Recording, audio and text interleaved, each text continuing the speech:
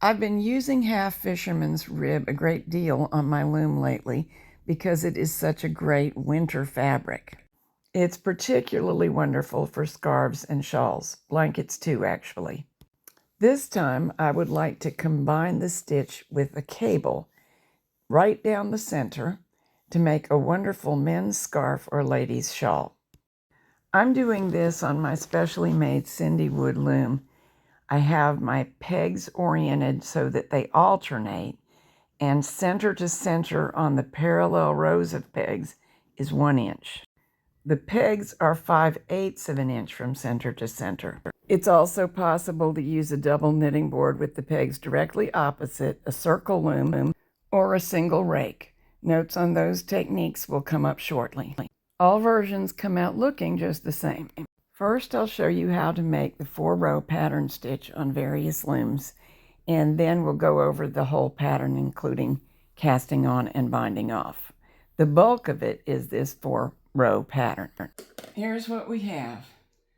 13 pegs in use, 5 in use, 2 empties, 5 in use. Rows 1 to 4 are the entire pattern. We're wrapping the first 5 pairs of pegs for half fisherman's rib. I did slip the first peg though, and I always will. Now here are the 3 centered in the gap. Because the loom is set up so that the pegs alternate, there are only 2 empties on the back, but 3 stitches working in that gap on the front. And by alternate, I mean this. This peg is between these 2. This peg is between these 2. So we're continuing row 1. We wrap for half fisherman's rib. This is the same wrap I would use for knit 1, purl 1 ribbing. The difference is that row 1, we are only going to knit off the stitches on the board that is closest to us, that has the most pegs in work.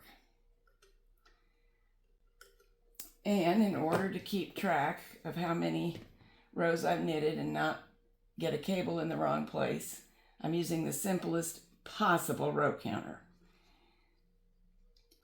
Wrap in the same manner going back.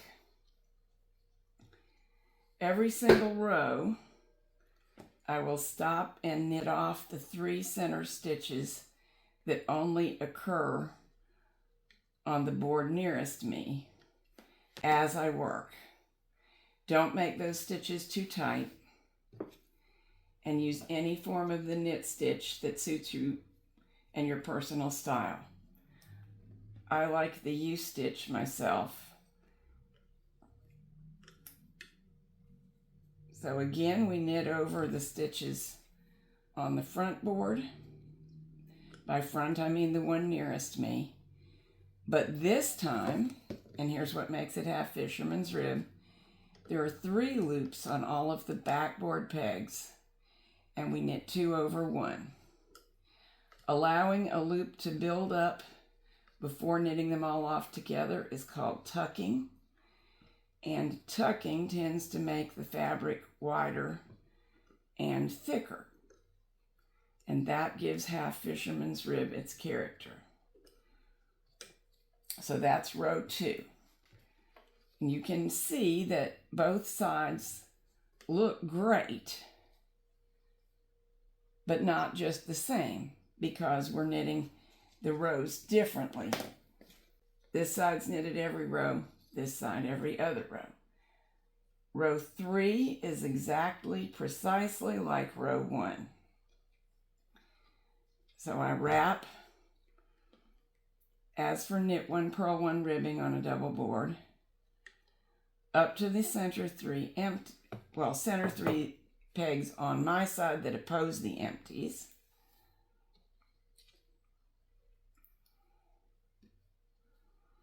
And you know what I forgot to do? Use my row counter. Second row is finished. I just wrapped row 3. knit over the front pegs only.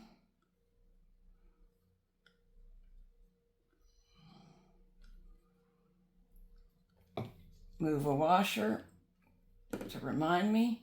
And row 4 is our cable row. So we wrap it like row 2 and actually knit it just about like row 2. But when I knit these 3 over, we're going to cable them.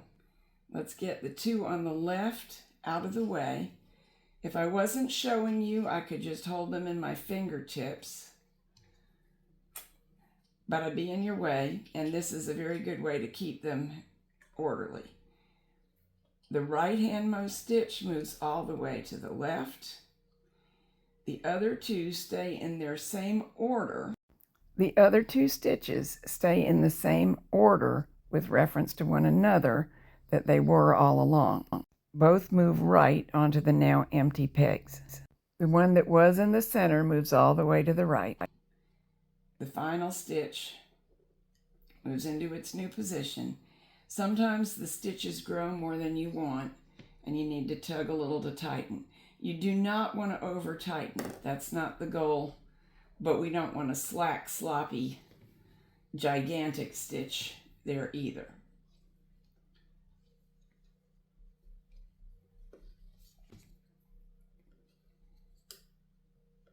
Knit over the entire front board as always.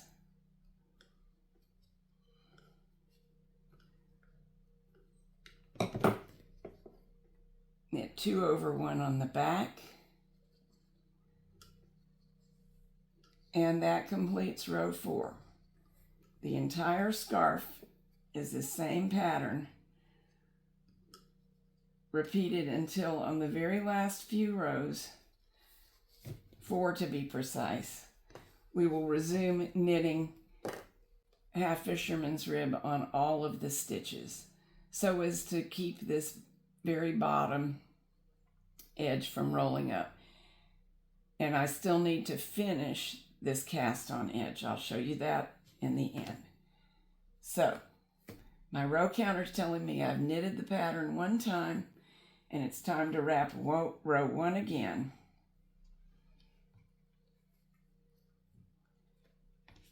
And I know there are fancier row counters in the world and apps, and you can use a piece of paper. But honestly, I have found that simply moving one of my washers or matchsticks or pennies off the napkin and onto the napkin keeps count for me as well as anything else. Knit over the front board, and we're ready for row 2. For this sample, I'm knitting row 1 from left to right. The direction doesn't really matter as long as you repeat rows 1, 2, 3, 4 in order. This is the single rake method, but of course my single rake has been bent into a circle because this is a small hat loom. Since there is only a single row of pegs, this time we knit one and wrap, but do not knit over, alternating down the row. We'll end up with the same exact effect as on the double rake. For this little sample, I'm using 4 stitches to each side of a 3-stitch cable.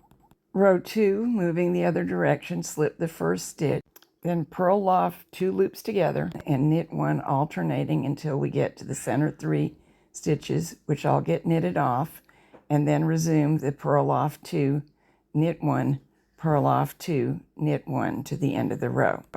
Again, row 3 is just like row 1. Working up to the 3 cable stitches, we alternate knitting and wrapping. And now row 4, the important row. Slip the first stitch, purl off 2, knit 1, purl off 2, knit 1, up to the center 3 that will be the cable, knit them all over, lift them all off. If you need to lengthen them to keep up with them, that's just fine. Use some kind of stitch holder. I'm using a circular needle to hold the 2 stitches that began on the left, so you can move the one from the right all the way to the leftmost peg and then replace those two in their original order, but on the right pegs. If the stitches grow, tighten them up a little before moving on. Then resume knitting in the same pattern as usual, purl off 2, knit 1 to the end of the row. And that is the pattern on a straight or a round loom. Here's a nice close overhead look. 5 on the backboard that are working, 2 empties, 5 working. And on the front board, with the 2 edge stitches, the outermost stitches of the entire pattern, 5 involved in half fisherman's rib, 3 involved in the cable only, 5 more in half fisherman's rib. My scarf is now 44 inches long, and I have just made what will be the last cable cross. The eventual scarf will be about 2 inches longer than the knitting at this point, because we are going to knit 3 more rows in pattern, rows 1, 2, and 3. It looks best to have these after the cable cross, so I'm knitting those now. Now we want to return to a setup that will permit us to knit half fisherman's rib without the cable stitches in the middle. It works best to leave the right hand cable stitch alone, transfer the center one across the board to the nearest peg, and then move all the others from left to right to fill in the empty pegs. Where you have an extra wrap, move the wrap and the stitch at the same time. There should again be 23 stitches. Now we'll resume knitting half fisherman's rib in the ordinary way. When we do that for 3 rows, we will end up with the working yarn tail on the right. And now let's knit 1 more row, but this time just ordinary knit 1, purl 1 ribbing. Wrap every peg in order, crisscrossing across the board, of course, and knit them all over, both the front and the back board. Snip the yarn tail, leaving a few inches for safety, and now we will bind off. Use a crochet hook or a latch tool to pick up the stitch on the right end all the way as far as possible from the yarn tail, and chain 1 stitch through another.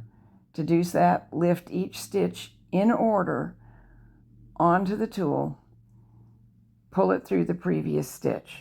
The latch tool is one that belongs to a bulky knitting machine. Any machine knitting supplier can get you one. They're not expensive. You can also find them from eBay and Etsy sellers. The advantage of a latch tool over a crochet hook is simply its slenderness. It fits between the pegs nicely. Pull the yarn tail through the final stitch, then take the same hook, or you can thread the yarn tail into a yarn needle and weave it into the fabric. If it gets longer than you want, you can trim off the excess. If there are any places that you needed to join the yarn, weave in those tails using the same method. The cast on, which you're going to see in a minute, we're doing this sort of backwards to help you visualize everything, was a figure 8, which is kind of loose. So we finish up by starting on the edge of the work away from the yarn tail and chaining 1 loop through another using the same tool you used all the way across until you can pull the yarn tail through the final loop and weave it in. Both ends of the scarf will be chain stitched. They won't look absolutely identical, but I think they're close enough to be satisfactory. So now let's talk about setup. First, I'm going to do it on the loom that we've been working on the most because it is my favorite setup. This is the one where my pegs can be set to alternate. On this board, I'm using the figure 8 cast on and casting on a total of 25 stitches, 13 of which are on the board nearest me, 12 of which are on the backboard. We'll start with 4 ordinary rows of half fisherman's rib. That's slip the first stitch, then wrap every peg in order, and on row 1 of half fisherman's knit, we only knit over the front board. On row 2, we make the same wrap, moving the other direction, and we knit over both boards. But on the back board, there will be 2 loops knitted over at one time, and that makes half fisherman's rib. We'll do it for 4 rows. On these rows and throughout the project, you will always slip stitch 1. That means don't wrap it, don't knit it. Now, in order to make room for the setup that we use throughout the cabling portion, which is the majority of the scarf, we leave the 5 stitches on the right hand of each board alone. This marks them off. Here come the 3 pegs that need to hold the cable. Those cable stitches will only be on the board nearest us. I'll call that the front board. So we're going to need a little room. There will be 5 front board stitches to the left of the cable. Let's move them left. That leaves 3 pegs. Let's move 1 more stitch from those 3 pegs to the left. So the empty peg is now one of the cable pegs. Now let's move the 5 stitches that should remain to the left of the cable on the backboard over so that they are correctly positioned with reference to the stitches we already moved from the front board. One of our front board cable pegs is still empty. Fill it like this. 2 loops knitted over on the backboard last time. Take the nearest one and pop it on. We need 2 empty pegs on the back. Move the stitch that's on one of them to the middle peg that's for the cable. And now our setup is complete. 5 on each side of 2 empties on the back, 5 on each side of 3 that will be solo stockinette stitches, knit stitches on the front. Begin to work the cable and half fisherman's rib pattern that's been demonstrated throughout this movie.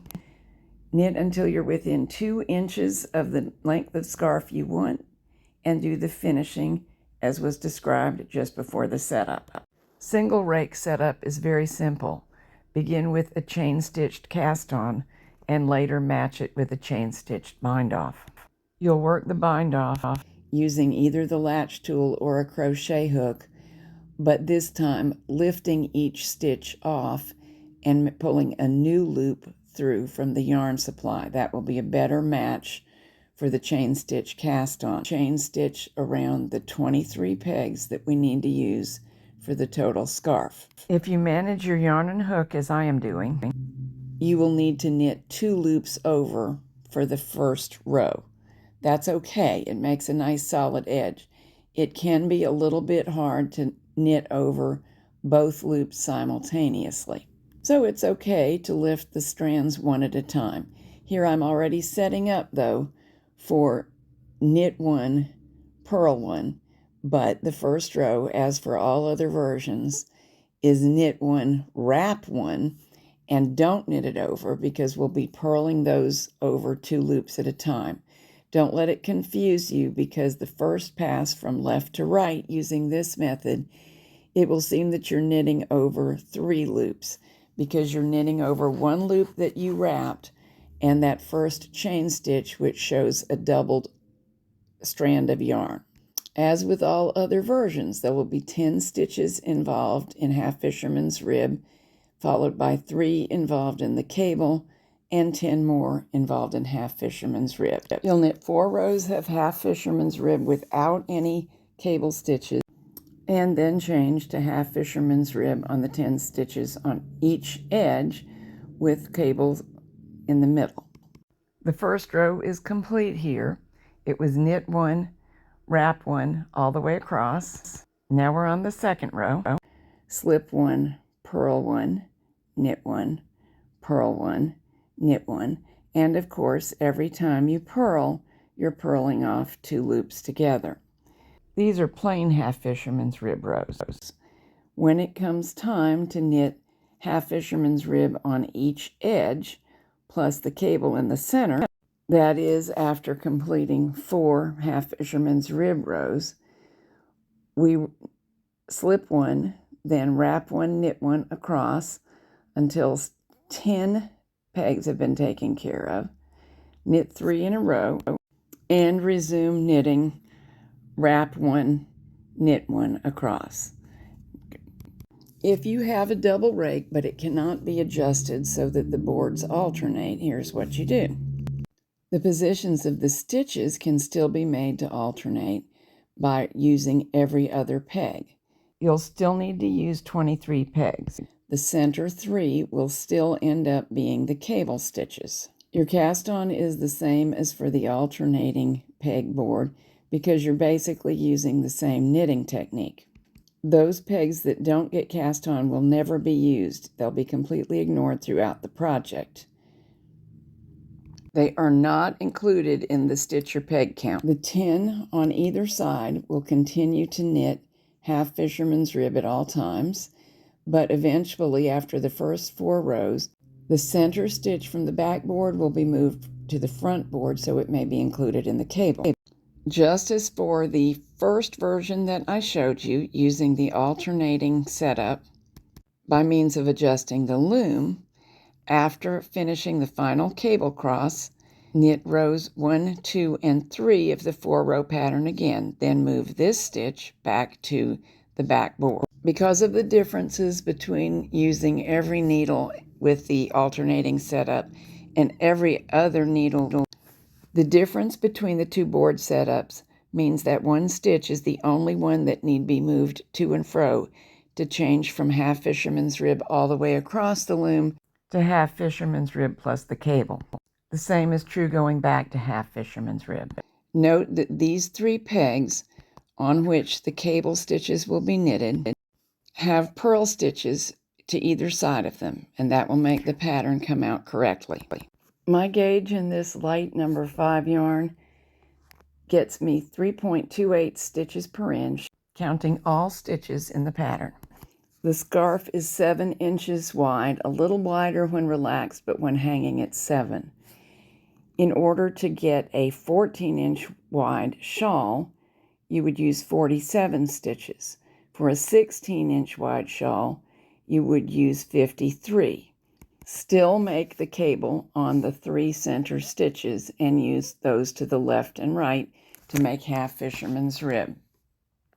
You could also get a wider shawl by using this setup rather than the alternating peg setup and thicker yarn. The reason I could do this without changing anything else is that when using the every other peg setup, as indicated by the V's, the trip that the yarn makes is longer than on the every peg setup.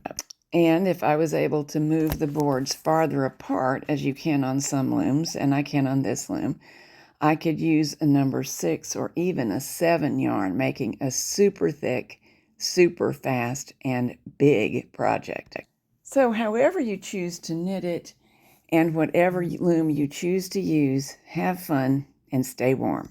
Yarn use is going to vary with specific yarn, but it may help you to know that the sample took about 220 yards of light number 5 yarn.